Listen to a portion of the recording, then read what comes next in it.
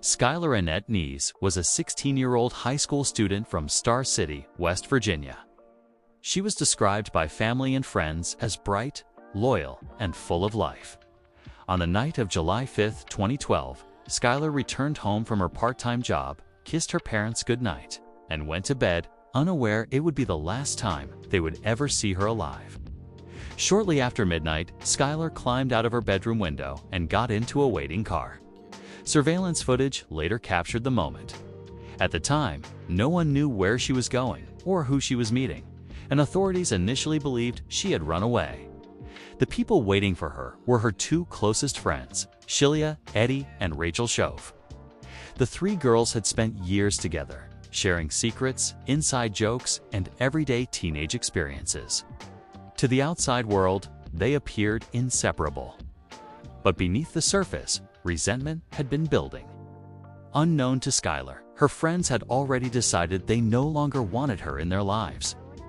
That night, Skylar and Rachel drove Skylar toward a secluded wooded area near the Pennsylvania border. In the trunk of the car were knives wrapped in towels, cleaning supplies, a shovel, and extra clothes.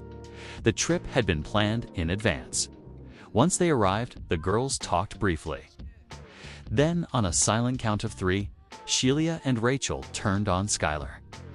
They attacked her with knives, stabbing her repeatedly. Skylar fought back and managed to injure Rachel, but she was ultimately overpowered. She was stabbed dozens of times until she could no longer move.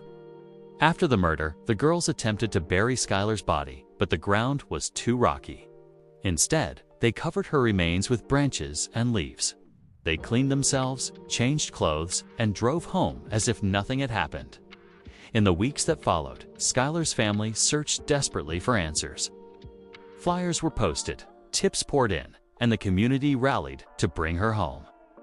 Meanwhile, Skylar and Rachel pretended to grieve. They spoke with police, joined search efforts, and posted messages online expressing concern for their missing friend. Months passed with no answers. Then, in January 2013, Rachel Shove suffered a mental breakdown. Under pressure, she confessed to authorities that she and Skylar had murdered Skylar because they no longer wanted to be friends with her. Rachel led investigators to the location where Skylar's body had been hidden.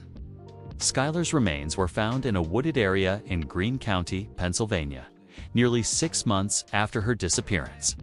Forensic evidence confirmed the confession, including DNA found in Skylar's vehicle.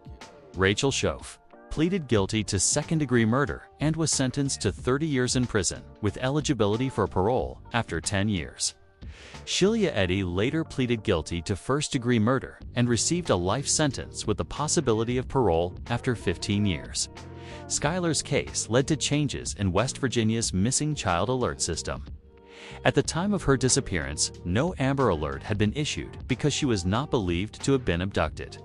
In response, the state passed legislation to broaden alert criteria so future cases would not face the same delays. Skylar Neese's murder remains one of the most disturbing examples of betrayal in modern true crime history. A young life was taken not by strangers, but by the people she trusted most. Her story serves as a haunting reminder that sometimes the greatest danger comes from those closest to us. Don't forget to like and subscribe for more true crime videos.